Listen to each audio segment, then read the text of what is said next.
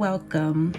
Today on Living in God, the podcast, we're going to talk about the power of the pivot. How to pivot. What does it mean to pivot in certain life situations, circumstances, in our families and marriages and business? We sometimes have to pivot, but what does that mean exactly? And where is God in that situation when you do need to take a pivot or make a pivot for your circumstances? So I am actually going to read from the book of Acts, and it's a very familiar story in the Bible. I'm sure if you've been in church a few times, you've heard this story about the lame man that was healed when Peter walked by and told him basically get up and walk. All right, so let's start here in Acts chapter 3, verse 1 through 12, and then we're going to jump down to verse 16. And it reads, "Now Peter and John were going to the temple at the hour of power, the 9th hour. And a man lame from birth was being carried, whom they laid daily at the gate of the temple, that is called the Beautiful Gate, to ask for alms of those entering the temple." Basically, he was asking everybody who came by for money. He was like the guy who sits at the light, and every time you stop at the light, he walks by with the sign that says, God bless you, please help. He was that guy, except he could not walk. So he was down on the ground, begging, asking for help, asking for assistance from everybody who was walking by on their way into the temple, the holy place, the place where we are going to serve and worship God and give him praise and glory.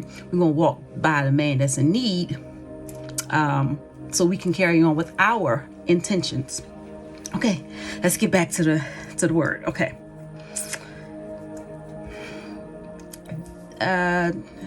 Seeing Peter and John about to go into the temple, he asked to receive alms. And Peter directed his gaze at him, as did John, and said, "Look at us." And he fixed his attention on them, expecting to receive something from them. But Peter said, "I have no silver or gold, but what I do have, I give to you. In the name of Jesus Christ of Nazareth, rise up and walk." And he took him by the right hand and raised him up. And immediately his feet and ankles were made strong. And leaping up, he stood and began to walk. He entered the temple with them, walking and leaping and praising God. And all the people saw him walking and praising God, and recognized him as the one who sat at the beautiful gate of the temple asking for alms. Oh, you recognize me now. You see me now that I'm healed, that I'm walking, that I am here and having the ability to praise God for what he has done. But you weren't willing to see me when I was down and out and needed some assistance. You walked right past me then. But now that I'm on top, now you know me. See, the Bible is real. Like, we think that it's just a bunch of made up stories, but it's actually stuff that we going through and dealing with every single day. All right, so while he clung to Peter and John, all the people, utterly astounded, ran together to them in the portico called Solomon's, And when Peter saw it, he addressed the people. Men of Israel, why do you wonder at this? Or why do you stare at us as though by our own power or piety we have made him walk? We didn't do it. We just was the people in the position, in the right position, willing to be used and had enough faith to activate that faith in the moment. We didn't do it. God did it. And so then we jump down to verse 16, and it says, and his name, by faith in his name, he has made this man strong, whom you see and know. And the faith that is through Jesus has given the man this perfect health in the presence of you all. All right, so I want to sort of dissect this a little bit. But first I want to have a little bit of conversation. The man in this story does not have a name, right? He is literally called, so the chapter itself has headers, and the header for this chapter is the lame beggar healed. And I was like, well, Lord, why not say the man who was healed, or the healing of the man, or healing of a man, or something that described him as a man, and not necessarily only describing him or seeing him through the lens of his limitations.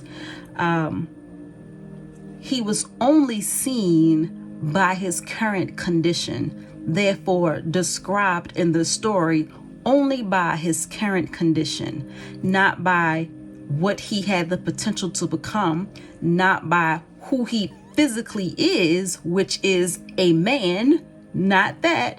It says the lame beggar. So why describe him only by his condition and not by who he actually is? That part really got to me. Instead of calling him the man, or a healed man, or a healed person, a person is healed. Instead, he was the broken / lame / disabled / unfit man. This man who was lower than everybody else. This man who didn't have all the right things, didn't have his life all together. That man, that broken, insecure man who was down and out, that broken man who was locked up and in jail, and now he's just trying to get some help to, get his life back together. The broken man, the lame man, the man who could not walk on his own and had to be carried. That man who did nothing but beg and ask for help. So all he could do was ask for help. I need some help. Can you give me some food? Can you give me some money? Can you help me get a job? Can you overlook my background and let me apply for this job because I have the skills to do it? Can you dismiss the fact that I made some mistakes in the past and here I am asking you to assist me right now? Can you see me beyond where I currently am and also where you saw me before? Can you see me that? Can you see me then? These were the words that were used to describe this man. He was the lame beggar. And this lame beggar was actually healed. Now, it took some process to get him to the point of being healed. It took a minute, right? It took him being willing, one, to go to the temple every day, The text doesn't say how many days he did this. He could have been going there or being carried there for years, for weeks, for days, for months. Doesn't say. We don't even know how old he is, or at least not in this particular verse. We don't know the specifics. We just know that he has been carried to the temple. So he didn't get there by himself. He had some supporters. He had some people who believed in him, and figured, well, I can't heal you. I can't fix your current circumstances, but I can support you. I can push you. I can help you at least get to the place where you need to be so that maybe the healing will come. I can't give you the job, but I can help you write your resume. I can't change the fact that you've been arrested, but I can overlook that and give you the opportunity to rebuild your character and establish yourself. I can't financially back you or support you in what you're doing, but I can give you some resources. I can tell everybody I know about you. I can do the things that I can to help get you at least close enough or closer to the place where you desire to be healed or where you desire to get to. The lame man, this man who was broken and begging, he may have been broken, couldn't walk on his own, couldn't stand on his own, but he had somebody in his corner who was willing to bring him to the temple every day and put him there while he laid there or sat there at the gate of the temple. Again, the place where folks are going in to be healed, to hear from God, to worship, to praise. All of us church folks who are actively on our way going into the church. Meanwhile, at the ranch, we've ignored everybody who were along the way, who may have needed a kind word, who may have needed some assistance, who may have just needed you to smile and say good morning to them. We've bypassed all those people because they were small, they were broken, we couldn't see them because we had a bigger mission, we had a bigger purpose in front of us, and so we were focused on where we were going, not realizing that there were people along the way who could have used us, who could have used our help, who we could have been a blessing to. I don't believe that Peter was the only person who could have healed this man, because it doesn't say that Peter had, this super strength. And even in the end, Peter says, I didn't do it. It wasn't me. I'm just the vessel that was used, but it wasn't me. It wasn't about my power. It wasn't about my strength. He said, what I have, I give to you. The only thing Peter had was faith. That's it. He didn't know for sure if it was going to work. He didn't know with absolute certainty that if he touched this man, that his ankles were going to be healed and he would be able to stand and leap and jump for joy. Peter didn't know for sure, but Peter had faith. He had active faith to be able to touch and believe that if I do what God has just told me to do for you, then my belief matched with your belief is going to result in a miracle. So, that was a lot. Okay. So again,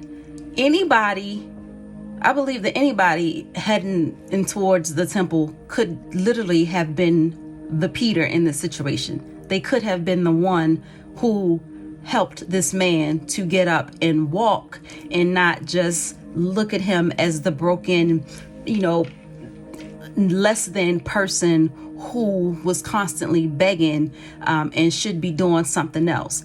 I would dare to believe that they were probably judging this man, looking at him like he was, he did something wrong that caused him to be lame and in this situation.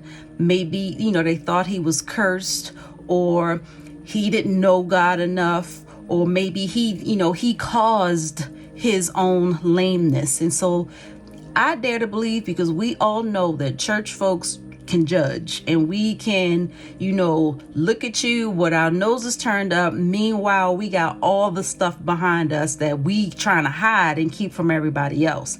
So I dare to believe that these people, they may have been dropping him a few coins, a few dollars here and there, but they weren't really stopping to identify with who this man really was. How long has he been out there? And what is it that he's searching for? What is it that he needs that's greater than just these few coins? They didn't take the time to invest in the man and identify with the man. Instead, they judged the man, walked by the man, and ignored the man, assuming that this man had done something wrong or was not worthy of their help or their assistance. Or maybe they thought they weren't equipped to help and assist him. Maybe they didn't believe in the power and the strength that they held themselves. And so they again abandoned the man and walked into the temple, only searching for their own strength, only searching for their own miracle, not realizing that there was somebody else on the way who could have used their support. If nothing else, they could have helped the man up and carried him into the temple. No, they didn't do any of that. But then comes Peter, my homeboy Peter. Him and John going in because it's the hour of prayer, right? So if you're anything like me, you probably running a little late so to the service. So you want to get in there and, it's the hour of prayer. They on their way. They have a set destination. They know where they're going and they know why they're going. It is the hour of prayer and they need to be in the temple to begin praying. And on their way in, they stop. Peter stops. He doesn't just continue on in the direction that he was going, focusing on what he had intended to do. No, Peter stopped. And in my mind, I like to see it as okay, so the temple is literally right in front of you. The lame man is laying on the ground to the left of you. You are heading into the temple. You just passed the man. You stop. You turn and you see the man. And the man is asking you for money. The man called you and he's asking you for something. The man reached out to you because he needs something. The man came in this same spot that he's been in before, asking for a little assistance of some sort. He showed up every day at the same time, every day, asking for the same thing, hoping, believing that he's going to get something different each day. And every day he got the same thing, but he showed up every day trying, believing. So this lame man also had faith, because if I come to a thing if I'm at the stop at the corner of Owens Mills Boulevard and I'm begging and ain't nobody giving me nothing, I'm gonna find a new corner at least. Like, I'm not gonna keep going to the same spot. This man came every day to the same spot, same exact spot. So he had some element of faith that there was something that he was going to get. He didn't know how long it was going to take. He didn't know when it was going to come. He didn't know by whom it was going to come, but he knew that something was supposed to happen when he got to that particular state. And so he stayed faithful and consistent in showing up to that spot every day. But this particular day, he reached out to Peter. And this particular day, Peter stopped, turned, and saw the man in need. Peter didn't stop and say, bro, what you doing here? Like, what is this? Like, why are you here? Peter didn't stop and say, well, what you need to do is get yourself some crutches and get up and just keep moving. Peter didn't say, well, it's your fault that you're here, so don't be coming to me asking for help. Peter didn't say, oh man, dude, like, so what's your plan? What you gonna do? Peter didn't say none of that. Peter said, I don't have the money that you seek. I can't give you the blessing or the miracle that you are hoping for, or that you are initially believing God for. Because again, it took faith for him to come every day and ask, believing that God was going to use somebody to at least give him money, maybe just to eat that day. So Peter said, I can't give you what you're asking for, because look at us, we just as broke as you are. But the difference is, I may not have the money, but what I do have is an elevated, activated level of faith that clearly nobody else in this temple has.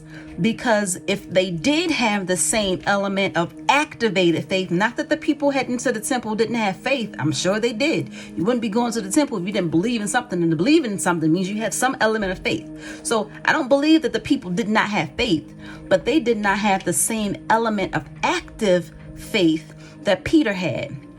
Because Peter had already been through situations. He had already seen firsthand how faith can change a thing. Peter already saw how 2 fish and 5 loaves of bread can feed 5,000. Peter already saw that when Jesus told him to cast his net to the left, and when he did, he was immersed in nothing but fish, so much that he couldn't even contain them all. Peter has seen the power of faith firsthand. So Peter had an element of active faith that perhaps everybody else walking through the temple just didn't have. So when Peter saw the man laying on the ground, Peter saw himself. Peter saw a man who was broken, a man who just desperately needed some support, that just desperately needed a chance. Peter saw himself in this man and said, I don't have the money to give you, but what I do have, I will give to you in the name of Jesus. Peter touched the man's hand. When the two of them collectively came together, the faith of the man who showed up every day just believing that something was going to happen, and the active faith of Peter, who says, I know what's inside of me and I can give you what's inside of me. When the two of them came together and Peter's faith took hold, what happened? The man was healed. He was literally healed by the faith of Peter being activated, being active, being so rich and profound that Peter's faith allowed God to come in and heal this man instantly. The subject that I gave initially is the power of the pivot. So we're gonna work through that. So we got the basis, the context of the scripture, and how the lame man was in a position, Peter was headed in a direction, and because of Peter's obedience, things changed. Now I want to give you the definition of pivot. So pivot means, it means a couple different things. There's one in particular that I'll talk about in just a second that makes it make more sense to me. But ultimately, pivot means to change direction, to change course, to be in a position to move. So let me read. To pivot is to adapt or improve by adjusting or modifying something. It means to turn on or as if on a pivot. And I hate definitions that use the word in it, but basically it's like something that is able to be flexible, to move and go where it needs to go. It's not firmly locked into one position or one thing. It has the ability to swirl and do what's necessary. Pivot means an adjustment or modification made in order to adapt or improve, a usually marked change, a shaft or pin on which something turns. So again, you can have like a turntable. The pivot point is the center, is the point in the middle where it's all held together, but the turntable still spins. So it's grounded, but it still has the ability to turn and move as needed. A person, thing, or factor having a major or central role or effect. That is a pivotal person. Think of it in that regard. It's a person who is significant, who, without this person being the core, without this person being present, other things can't happen. So they are like the anchor that holds everything together. You can say, like, for example, the grandmother in the family is a pivotal person. Everybody goes to grandma's house. Everyone relies on grandma's strength. You in trouble, you go to grandma, to pray for you. So you have that pivotal person who plays a significant role in the family. Pivot means also a key player or position. So that's kind of getting closer to where we're heading. To pivot is the action in basketball with one foot. Let me read it from scratch. The action in basketball of stepping with one foot while keeping the other foot at its point of contact with the floor. All right. So we understand what the word pivot means. And so now let's dissect that a little bit. So in basketball, so I'm a sports girl. I know a little something. I can carry my own weight in a conversation. Don't ask me about stats and names and all that, but general rules and concept of the game and what just happened. I can tell you that part. And so one of my favorite sports is basketball. And in the game of basketball, you have your key player, someone on the team. They got the ball, they just caught the rebound, they got the ball, and now they coming down court. And everybody on defense is swarming them because the point is, I want to get the ball back from you so we can score. So I'm coming down court and everybody's surrounding me, and now I'm stuck. I can't get my way out of this. It's somebody on my left, it's somebody on my right. All of these obstacles are surrounding me. It's not necessarily safe for me to try to make a jump shot because it's too many obstacles. And so what I need to do is I need to figure out a way to get out of these circumstances and change my direction. But the rules of the game, if I stop and I'm holding the ball and I step 1, 2, that's a foul.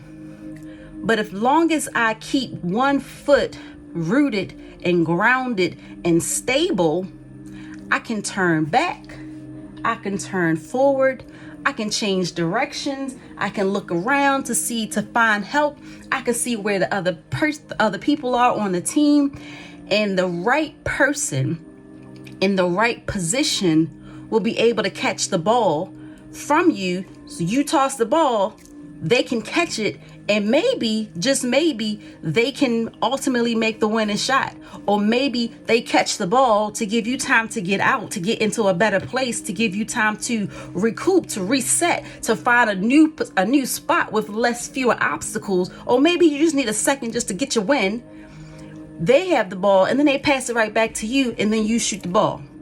Either way, you needed somebody on the team to see that you were stuck in a place and they needed to be in the right position in order to help you out.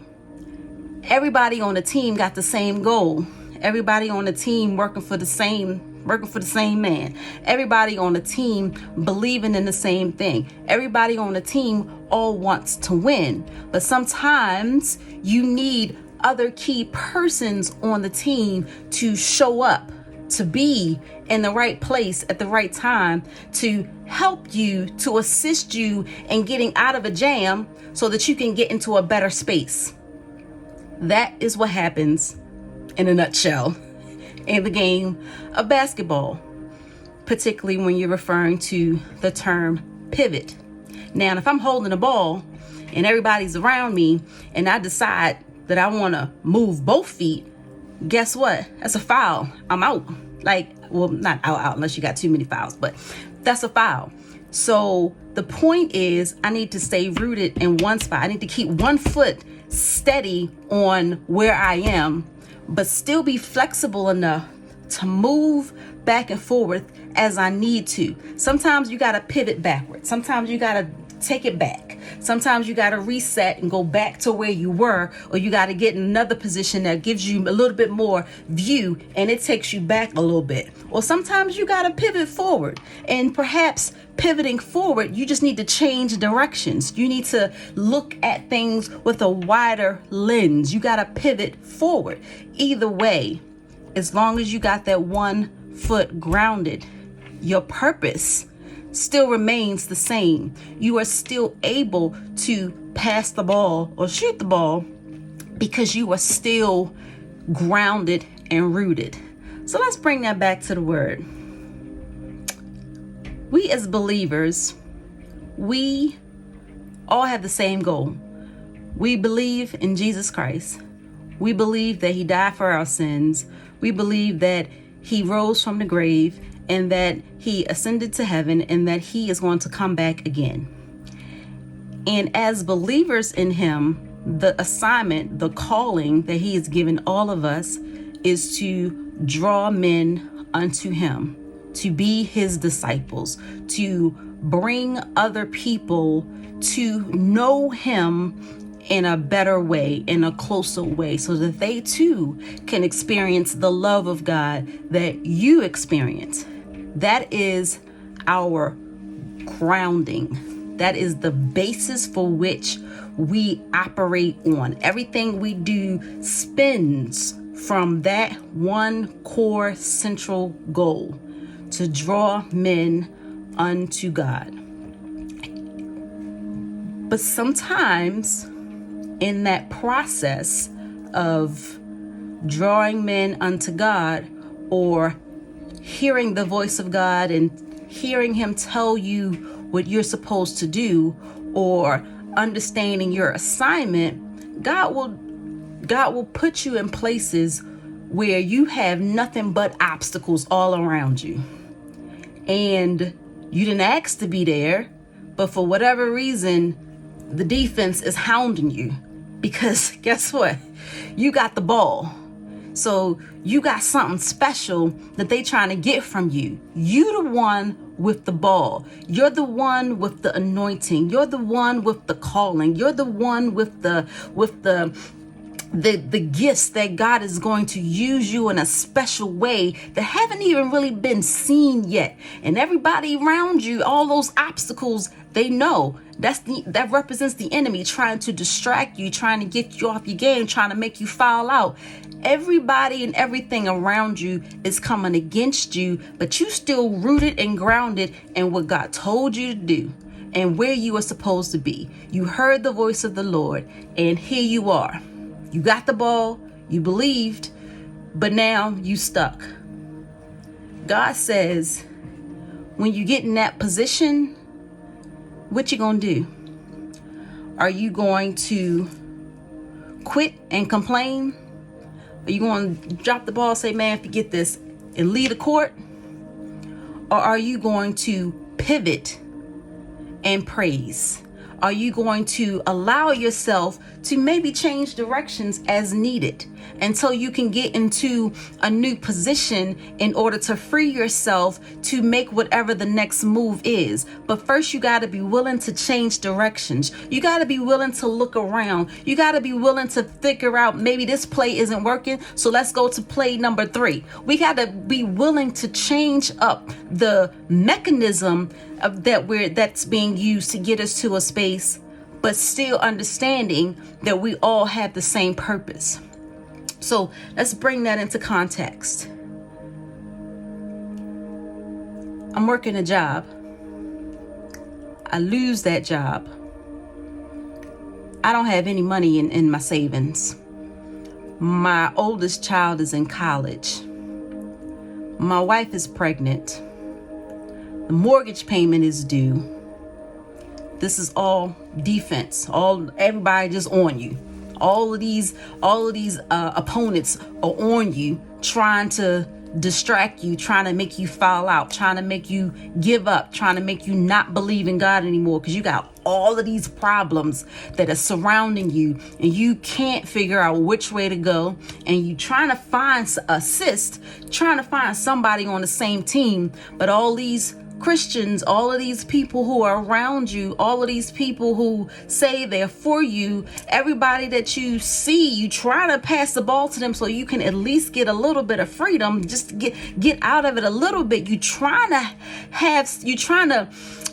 experience God, but you still need a little bit of help in doing that. And you're looking around and there's nobody around. God says, in that moment, if you pivot, you can still see me. The goal didn't change. The mission didn't change, but you might have to change directions. So all these opponents, they still coming at you. But if you change directions, and maybe I won't go back to the IT job that I had. But for whatever reason, when I'm willing to pivot, God opens up a teaching position for me. And that teaching position leads to a leadership role down the road. But I was so focused on, well, I lost my IT job, so now what am I going to do? God wants to know that we are willing to change direction as needed, whether it makes sense to us or not, whether it is what we desire or not. Perfect example. I'm a business owner.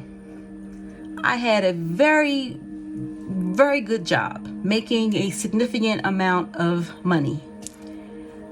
Had no desire, had no thoughts of ever going back to owning a business when I started it this year. I had the business years ago, walked away from it, had no intentions of ever going back. 2023, God says it's time to pivot. It's time to change directions. I fought it. I didn't want to. I don't want that life no more. It's too much. It's hard and it's unstable. It's not secure. I have children I have to take care of. I have bills that I have to take care of. It does not make sense. I'm not doing it. And God continuously poked at my heart, poked at my mind, and started to make even the job feel like, oh my gosh, like everything was just coming against me. And I'm feeling trapped and I'm feeling unhappy in a place that I used to love, in a place where I used to feel like I was thriving, where it felt natural, and now I'm feeling like I'm suffocating. And yes, the people, they still need me, and I'm still able to do the job well, but I can't breathe. I am so in a place where it's just like, God, what is it? And I believe that was God squeezing me out of my comfort zone and being willing to make that change, to make that pivot, to trust in Him enough to leave where I'm comfortable, to change directions and go where He sends me. So ultimately, I leave the job. Ultimately, I go full-time in the business. Ultimately, I'm thriving and moving in the business. Clients are coming in left and right. New opportunities are rolling in. Networking opportunities are coming. I'm getting my name out there. Everything is moving swiftly. Built the website from scratch, developed all the marketing materials, you name it, I did it. And I did it in a very short period of time because I was all in, 100% dedicated. God, if this is what you want me to do, if you call me back to this because you know I did not want this, then God, you're going to have to do it. Like, you're going to have to be the one to make this work this time, because I don't have it. And so everything he told me to do, I did it. Everywhere he told me to go, I went. Every time he told me to make these phone calls, even though I did not want to make those phone calls because I hate cold calling and things like that, I still did it. Did I do it with some resistance some of the time? Absolutely. But I did it. And I'm going strong. And I'm like, okay, God, this is it. The doors are open. And this is the time where we're going to elevate and we're going to move to the next level. Thank you, Lord, that I was brave enough to step out on faith and go all in and trust in you to do the impossible. I was staring at the Red Sea, God, but because I had enough faith in you, I stepped in, I put my foot in the water, and I saw you part the seas. But I would have known that the seas could part if I didn't first be willing to put my foot in the water. So I put my foot in the water, I stepped in, God, and you blew my mind. Absolutely blew my mind. And I'm going through the water, and I get to the other side, and the water goes back down, and all of a sudden, no calls are coming in. No orders are coming in. Opportunities that were just, coming out of nowhere suddenly ain't coming from nowhere.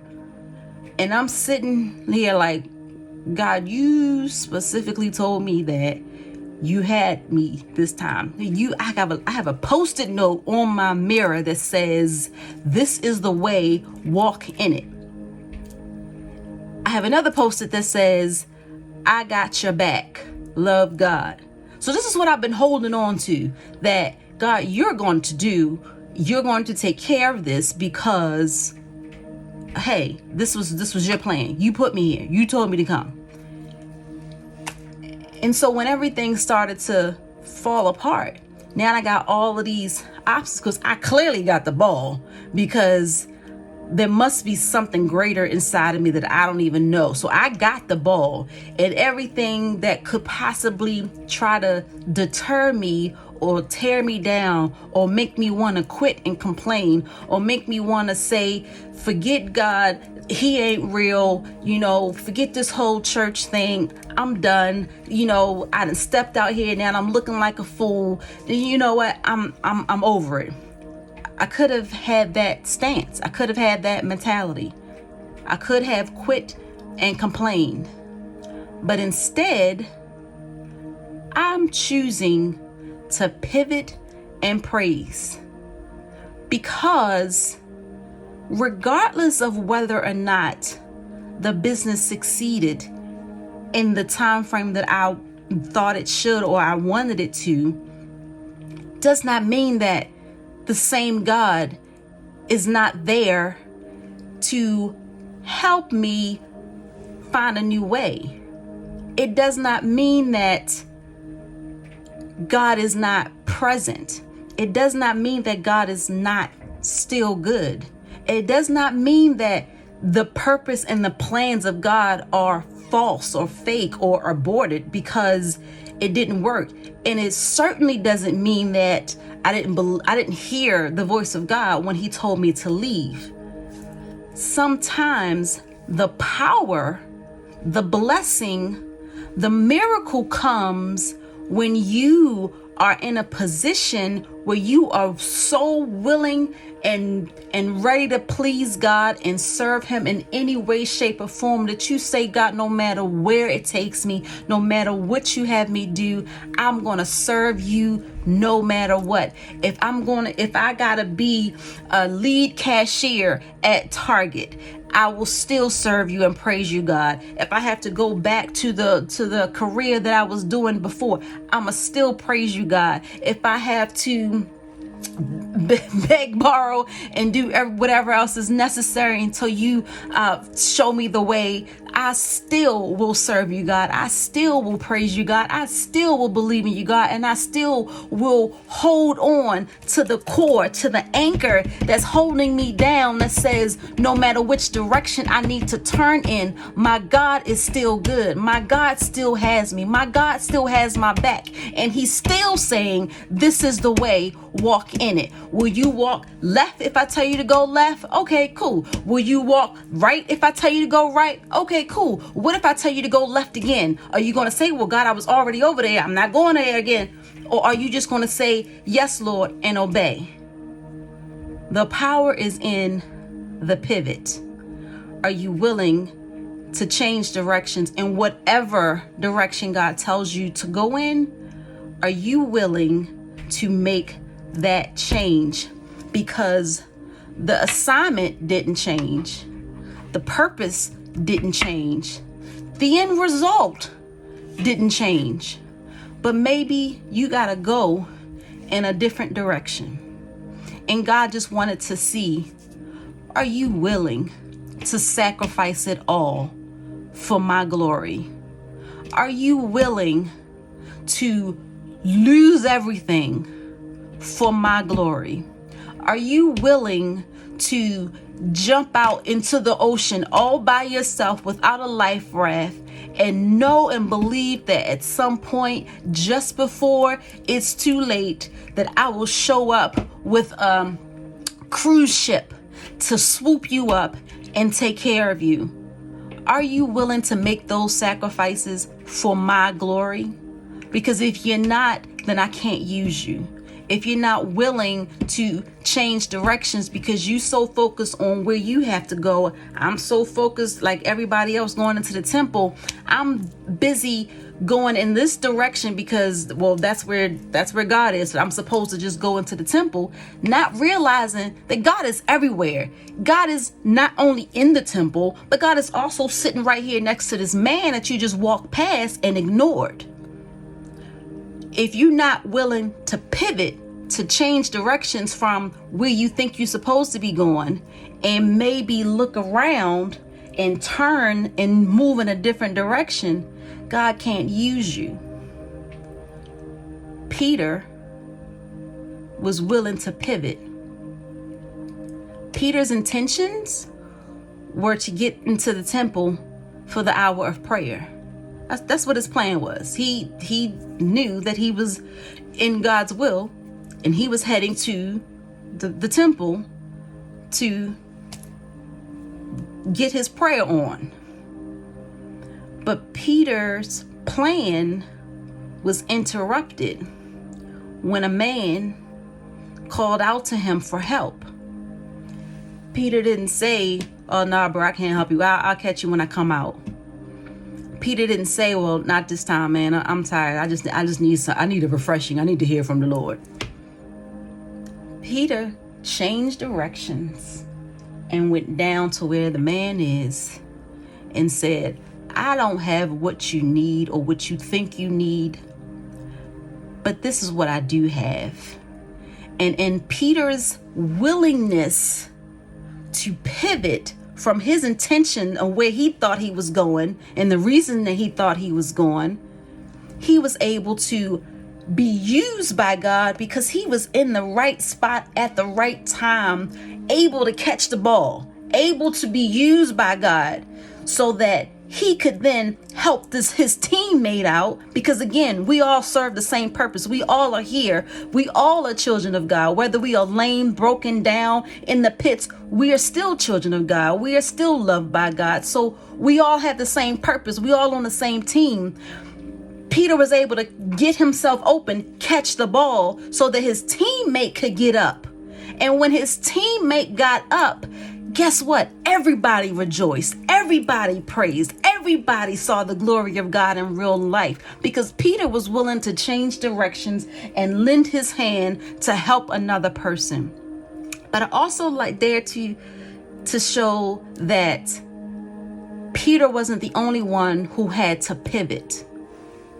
The lame man, the broken man, the man who was begging, the man who had nothing, the man who showed up every day begging for something, for some realm of help, for some element of hope, faith that if I just keep coming, that something will change. I don't know what it is. I don't know what I'm expecting, but something will change. If I just keep coming to the temple gate and sit here every day, something's going to happen. The lame man, he was in one state, and he thought that the only miracle he could get, the only way that God would show up for him is if somebody gave him some money, or somebody put something in his cup, or somebody gave him the thing that he thought was necessary for his survival. But God said, no, sir. No. I'm going to honor your faithfulness because you keep showing up. And because you keep showing up, I'm going to give you the thing you didn't even know you could ask for. You didn't know that there was a possibility of you being healed because you were born like this. This is how you came into the world. You came into the world with a purpose. And up until this point, you didn't know what that purpose was. But right here, right now, I am going to pour my miracles into you so that your body can be healed, because not only in your healing am I getting the glory and you're getting a healing, Peter's faith is getting stronger and stronger, and everybody else around can now see, look what the Lord can do.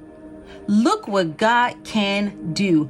Oh my gosh, that was the same man who was laying there broke and busted and had nothing, and I was disgusted and I kept going. And look at him now dancing and praising to the glory of God. The lame man had to pivot from his expectations. The lame man had to pivot from what he thought the outcome would be or should be. He asked Peter for some money. He didn't ask Peter to touch his hand and heal him, because he had no idea that Peter had the ability to heal him. He was just asking for some bread. Come on, you know, give me a couple dollars. He had to change directions, to pivot and change his mind from the only healing that I can get is if you give me money, because that's reality. Like, that's what I see. Like, that is the only thing that really makes sense to me, is that I need money to survive. And so that's what I'm asking God for. And God had something better and something greater in mind. But if the man had said, when Peter said, well, we ain't got it, the man could have said, well, forget you then, keep going. And went on to the next person and started asking. The man could have had an attitude and said, I don't need that. You know what? Forget you. The man could have said, sir, are you crazy? I am lame and I've been lame for my whole life. I am not getting up. Nope. The lame man had to pivot from his limitations. He had to pivot from his expectations, and he had to pivot and change directions from what he thought his miracle would be, to allow God to come in and show him his true power and his true ability to alter and change the trajectory of his life. Money wasn't going to change that, but his activated faith not only changed his circumstances, not only changed his situation, but it also blessed others in the process. And who gets the glory out of all of that? Nobody but God. Nobody but God. So sometimes you may be the person in need of help, and you asking for help in this way and the third, thinking that that's the only way in which you can come out. And God is saying, I'm going to do way more. But you got to be flexible enough and willing enough to extend your hand and believe with me. Extend your hand and be willing to say, I don't know if this is going to work. It don't make much sense to me, but I'ma still extend my hand and I'ma grab your hand, and we gonna see. We don't know unless we try. What it say? You gotta be willing to be wrong, to find out if you're right.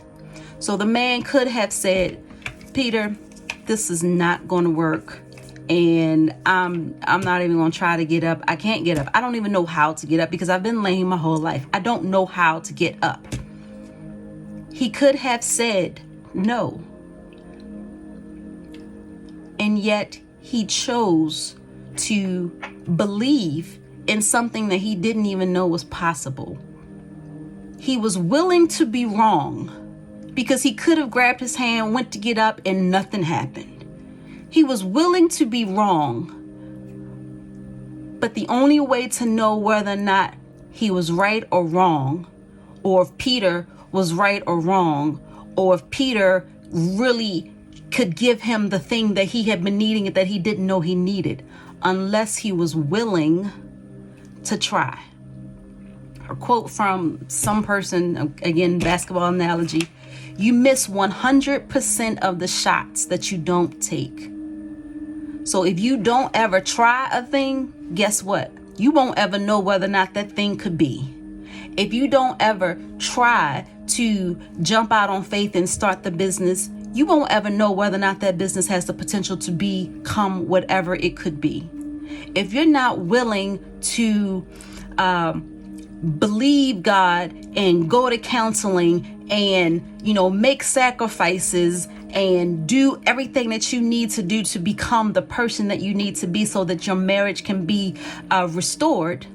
If you don't try all of those things and you just decide, well, I'm just going to continue on the status quo. If he want to stay, he gonna stay. If you're not willing to first try, you won't ever know what it could be. And in that trying is the ability to pivot, because I may want my marriage to be restored and I'm trying to have my marriage restored. I'm working on me. I'm trying to be a better person. I'm reading the books. I'm praying. I'm studying. I'm doing all the things that I'm supposed to do. But then I still end up getting a divorce. So, where is God in that? God says, you asked for it, yes. You believed for it, yes. But will you still love me? Will you still praise me? Will you still worship me? Will you still keep me first? Will you still do all the things that you did to try to get me to do what you wanted? Will you still do all of those things even if it doesn't work out the way you hoped? God, I've been praying and praying, fasting and praying. Please, please, please, please, please help my mother. Please, please help my father. Please, please turn this situation around. God, please change the wind so that we're not impacted. God, please, let my company not go bankrupt so that I can keep my job. God, I'm 50 years old. I can't start over again. God, please, I'm doing everything. I'm trying. I'm a good person. You believe in God for all of these things. You doing all the right stuff while you are actively waiting for God to show up and answer your prayer to give you the miracle that you are expecting or that you anticipate. You are the broken man asking God, please, can you just give me a couple of coins in my cup and I'll be happy? And God saying, well, what if I don't give you what you want? Will you still have faith enough to believe that I'm still God, irregardless? If I don't give you what you're asking for, will you still have faith enough to extend your hand to me and say, but God, no matter what, I'm yours. No matter what, I'm with you.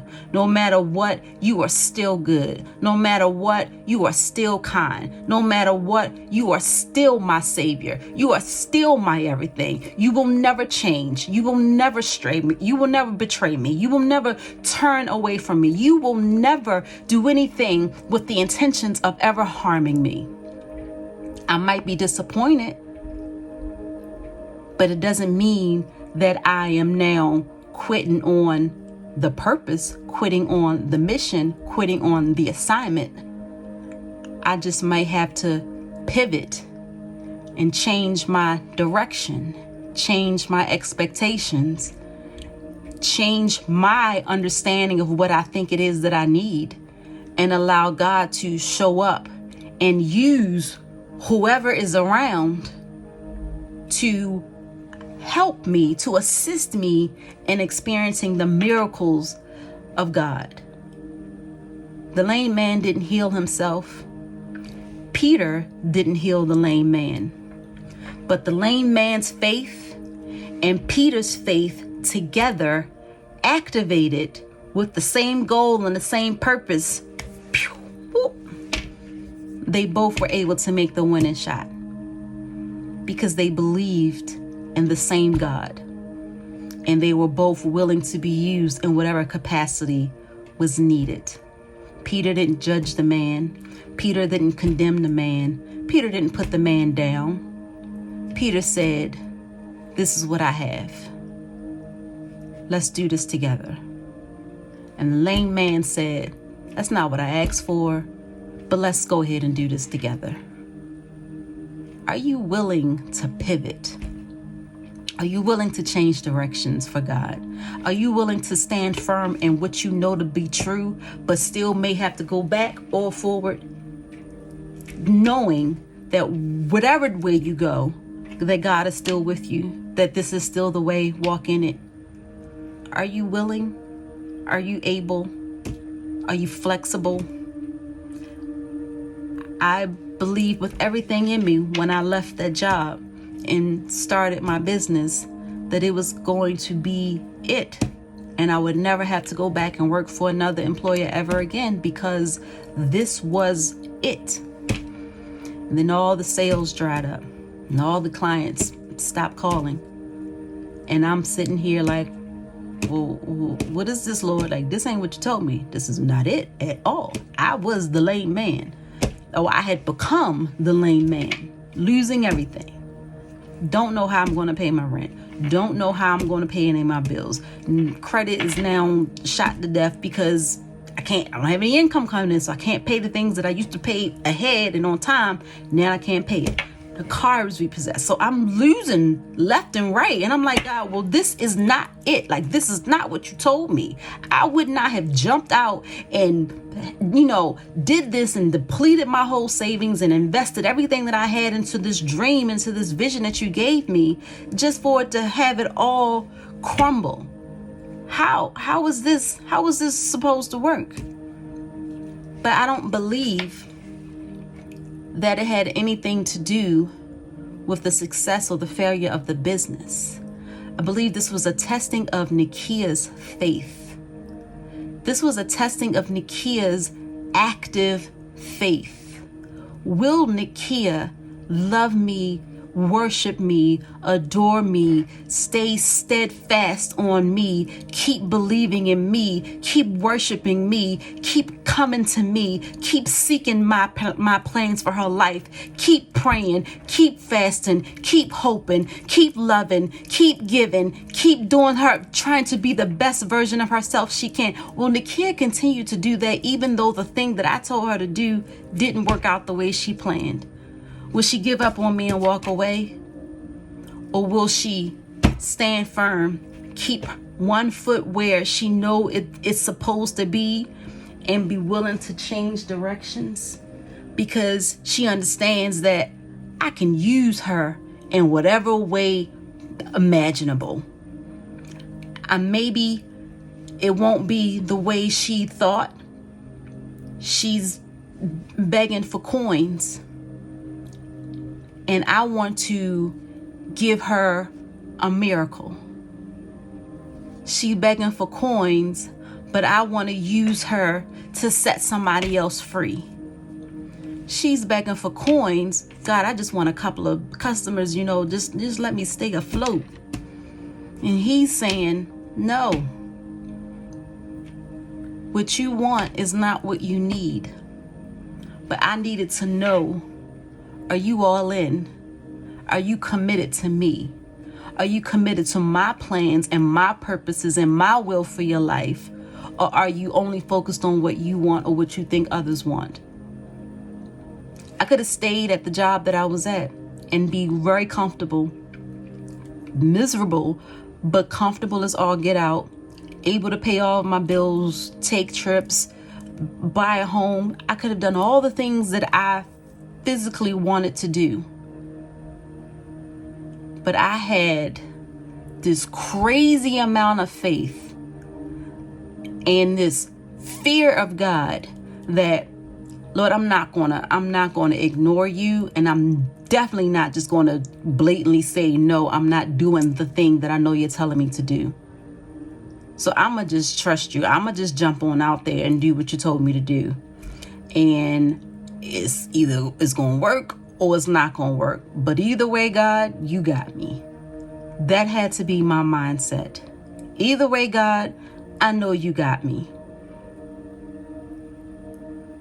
It was in my willingness to move in God. I had a conversation with someone a few weeks ago about this same situation.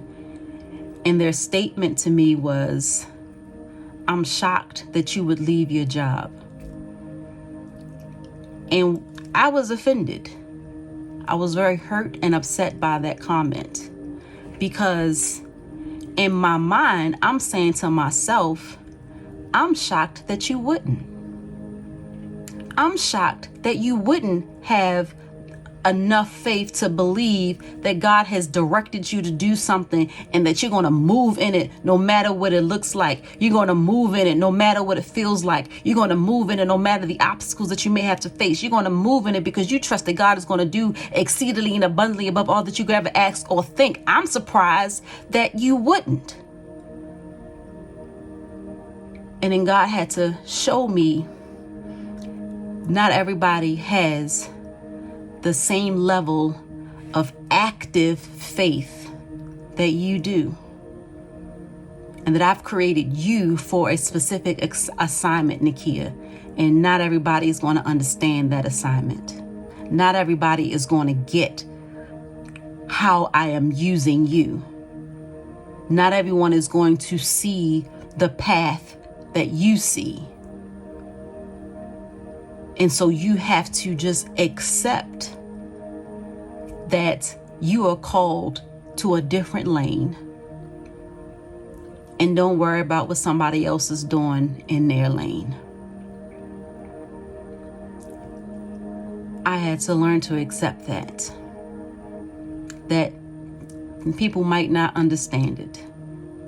People might talk about me or think I'm crazy because I had faith to believe that God was going to do the impossible, and He gave me the resources and the skill set and the tools to be able to do it. I had money. I had a significant amount of savings that I invested into my business. I had the ability to still invest in the business and take care of the household, believing that, before it all runs out, that God's going to open the door and we're going to be all right. I was believing and like, okay, God, well, the money's getting a little bit low. Like, we're going to pick this thing up a notch. So God had given me the resources that I thought I needed in order to move in what He told me to do. But the question is, what do you do in a situation when the thing that you expected doesn't work out the way you thought? What do you do when the directions that you were given don't seem like they are for your good in this particular moment? It doesn't feel good at all. Is your hope still in God, or is your hope in your bank account? Is your hope still in God, or is your hope in, what everybody's going to think? Is your hope still in God, or is your hope in your vehicle? Is your hope still in God, or is your hope in worrying about what's going to come tomorrow? My hope is built firmly, consistently, never ever failing ever again. It has failed before, but not this time. My hope is in God. My faith is in God. And my belief is that regardless of whether it's in a business, whether it's at McDonald's, whether it's in TJ Maxx, or whether it's in another corporate job, that whatever it is, wherever I am, that I am still in the will of God, that I am still doing what he has for me to do, because there must be an assignment for me wherever I am. There must be a purpose for me wherever I am. There must be somebody that I'm supposed to speak to or minister to, or just be an example to wherever he places me. So I know now that I have the ability to be used by God in whatever capacity that he places me, whether he makes me the lame man laying on the street, or whether he makes me the Christian that's walking in the building. I can still be used. I just got to be willing to be used. I had to be willing to pivot as needed.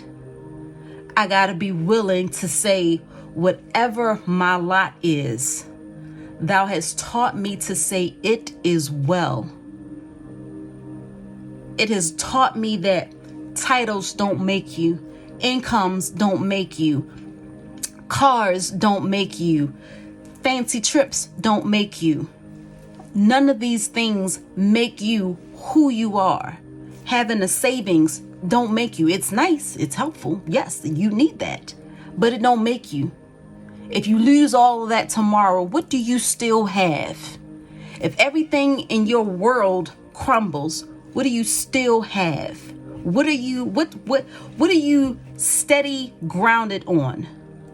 That one foot that can't move, what is that foot firmly planted on? Is it planted on your possessions? Is it planted on your hopes and dreams? Or is it planted firmly in the will of God? And because you are planted in the will of God, you are flexible to pivot forward, to pivot backward, to pivot a little bit, to make a full pivot all the way around. You are able to pivot in whichever way, shape, or form is necessary in order to accomplish the ultimate will of God, and that concerning you. And that is to draw souls, to draw men, to draw women, to draw children, to draw everybody unto him. There is power in the pivot. But you got to be agile and flexible and willing to go in whatever direction God takes you. And when I finally learned that lesson and accepted it, like, God, if the business ain't it, it just ain't it. I know. Like, I can't sit back and say, years from now, I wonder what would have been if I had just jumped out and believed God. I don't have to live with that question mark in my head. I don't have to live in regret, wishing that I had at least tried. I don't have to live with that regret of wondering, what if I could be a millionaire right now? I could have stores all up and down the East Coast, but I was too afraid. I was too content. I was too comfortable. I was too stuck into what I thought I was supposed to be and where I was supposed to be and what I was supposed to have by a certain age. I was stuck on thinking that I needed to have a title, and that made me important and that made me special because I accelerated in corporate America. I was stuck thinking that there was only one way to the goal. I don't have to live with those regrets because God showed me that whatever my lot, He is always with me. He loves me regardless, and He's taken care of me in every situation. In every circumstance, He has shown up. As a matter of fact, He don't have to show up because He's always there with me, going through it with me, opening doors, making ways, sending people, sending the right resources. There have been times when I have literally been so down and crying and ready to quit and complain, ready to give up on everything. And then God places me on the mind of the right person. And then God places that person on my mind and says, call them right now. And that person was able to pray into me and speak life into me and hope into me that gave me the strength that I needed to keep going. So God is always with me. God is still saying, this is the way, walk in it. God still has my back, whether it's through running a multi-million-dollar business or whether it's through being the best Chick-fil-A cashier there is. And because I love God and because he has given me skills and because he has given me the ability to be able to pivot and be okay with that pivot, he has since then opened up doors that I would have never thought possible before. That I'm now getting phone calls and job opportunities from places that I would not even have dreamed would have called me. But God is saying, when you're faithful and willing to pivot, I will give you everything that you didn't even know you needed. I will give you an absolute miracle right before your very eyes. But are you willing to extend your hand and change directions, change your mind, and let me just do me? All right, that is all for today on Living in God. Excuse me. I hope that today's message was insightful. As I've said before, the focus of the podcast itself is learning how to live in God in marriage, family, and business. And I think today's topic probably covered about all of those areas of life in some way, shape, or form. Because ultimately, we have to live in God in every aspect of our lives. Again, I hope that my story was, able to touch someone.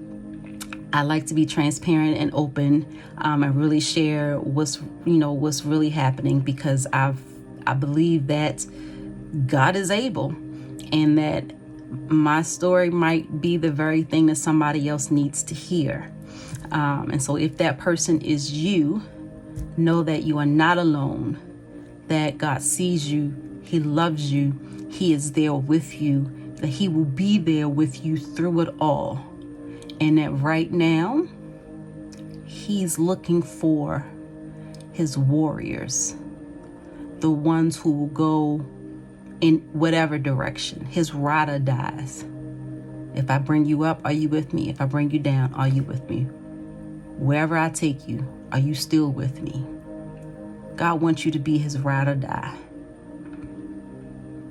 Are you down for the cause?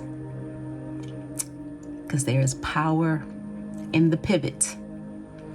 Until next time, keep living in God, and God will keep living in you. Be blessed. Have a good one, guys. Bye.